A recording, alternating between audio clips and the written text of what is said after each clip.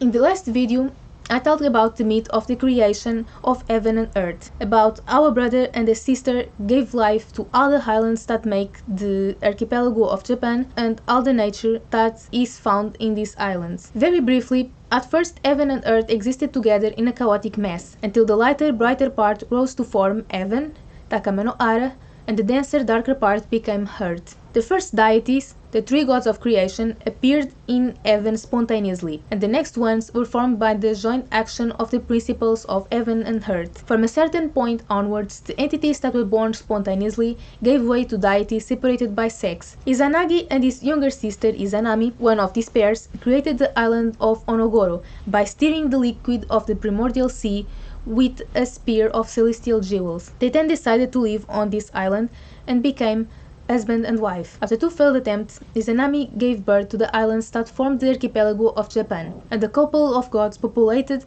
these islands with mountains, rivers, trees, and much more. They also were responsible for the birth of 35 kami. Sadly, Izanami died during the birth of the fire kami, which infuriated Izanagi so much that he killed his last son with a sword. Disgruntled, Izanagi decides to embark on a journey to the land of the Yomi, the world of the dead, to recover his beloved. And that's what today's story is about. A reminder before we begin, both this narrative and the last one were based on the descriptions found in the Kojiki and the Nihon Shoki, the oldest Japanese books. When he arrived to the land of Yomi, Izanagi went to the palace that stood there, and Izanami approached the door to welcome him. "My beloved younger sister, the lands that you and I created are not finished. Please come back with me," pleaded Izanagi. But Izanami replies, "My lord and husband, why are you so late? I have already eaten from the oven of Yomi. However, for the honor you have done me by coming, I wish to return. I'm going to conciliate with the entities of Yomi. I beg you to wait and not look at me."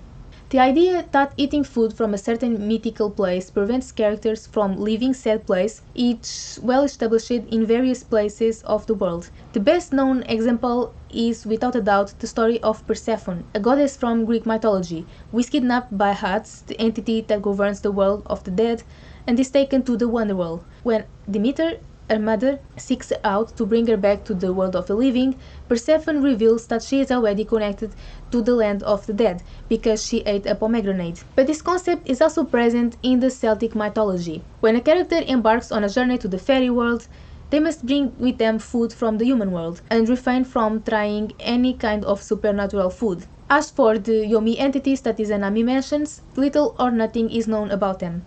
Unable to wait, Izanagi removes a comb from his hair, breaks one of the largest teeth, and uses it as fuel to light a torch.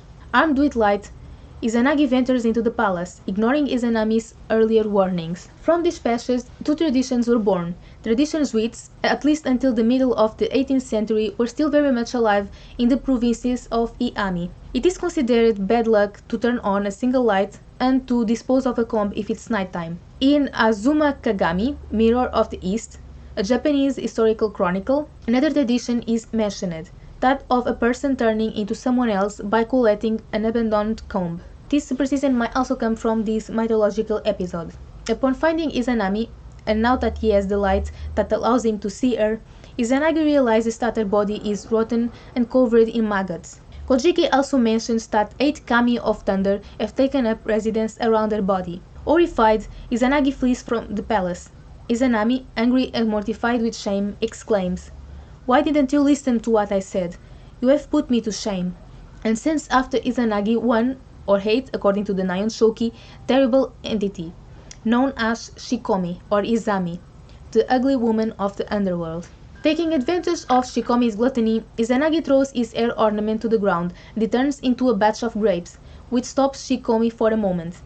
As this doesn't prove to be enough, Izanagi turns the remaining teeth of the aforementioned comb into bamboo stalks, which Shikomi again devours. In one version of the Nihon Shoki, after these two methods of destruction fail, Izanagi urinates against a tree to create a river, which Shikomi has difficulty crossing.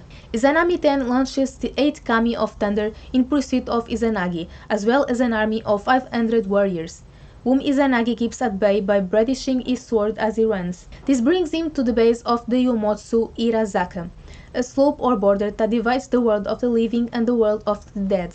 At the base of this slope grows a peach tree, from which Izanagi takes 3 peaches and throws them at his pursuers. This made them retreat. Izanagi then gives the status of a divine fruit to the peach and says, "Just as you have helped me, you will also help the people who inhabit Ashi Ara no Nakatsu Kuni," which can be translated as the land in the middle of the Reed Plains. In other words, Japan. This is the first mention of humanity, but it proves that the Japanese people already existed at this time. When exactly did this happen is not really clear. Izanagi and Izanami created all the elements of nature: mountains, rivers, lakes, rocks, trees, and so on. So animals and humans must also have been born around this time, either intentionally or indirectly, as a result of the proliferation of nature. It's curious that, while in most religions the moment of the creation of humanity is particularly emphasized, in Shintoism this moment doesn't even merit a mention. One moment we didn't even know that the Japanese people already existed, the next the presence of humanity is alluded to in the middle of a conversation with a peach. But let's see what else the Shinto religion has to say on this subject. According to the Shinto faith statement prepared by Shinja Onsho, the representative body of all Shinto shrines in Japan, Shinto regards that the land, its nature and all creatures, including humans, are children of Kami. Accordingly, all things existing on this earth have the possibility of becoming Kami. Nevertheless, revered status as Kami is limited to those that live quite extraordinary lives beyond human wisdom or power, and that have a profound influence, for good or ill, on human beings. And as we will see in the future, among humans there are those who can even trace their ancestry back to a particular Kami. The most famous example of this being the members of the imperial family, who claim to be descendant from the grandson of Amaterasu, the most celebrated Kami. Members of other important families are also linked by blood to one Kami or another.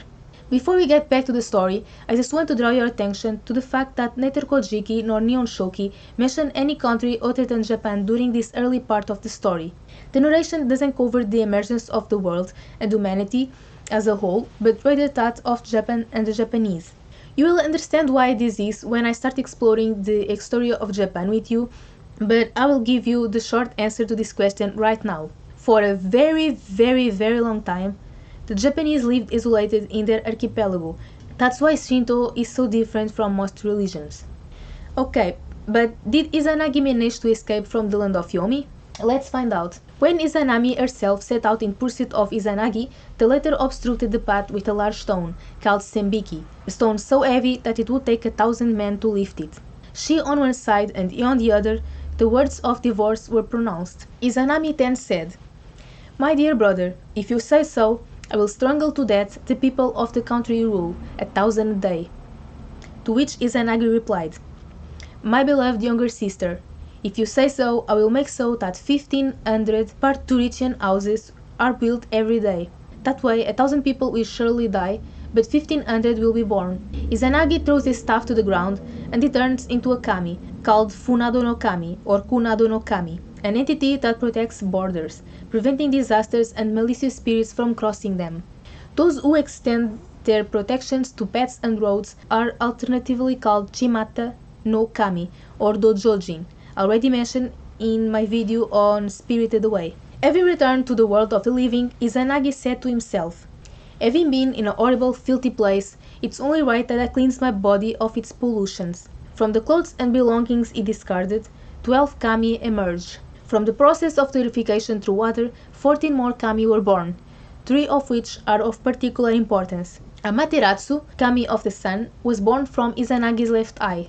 She was given the domain of the Kamanohara, and was given a necklace that was so precious that the goddess kept it in a shell.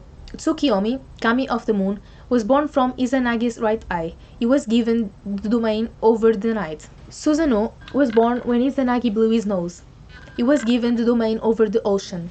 And that concludes this phase of the story. The characters of Izanagi and Izanami and their exploits have already introduced a large number of concepts, such as masculinity and femininity, procreation, marriage, divorce, and finally the cycle of life, from birth to death. On another occasion, I will tell you how the Japanese explain the cycles of day and night, but this myth is also linked to the beginning of agriculture, so I will leave it for later. Now let's devote some time to the historical facts.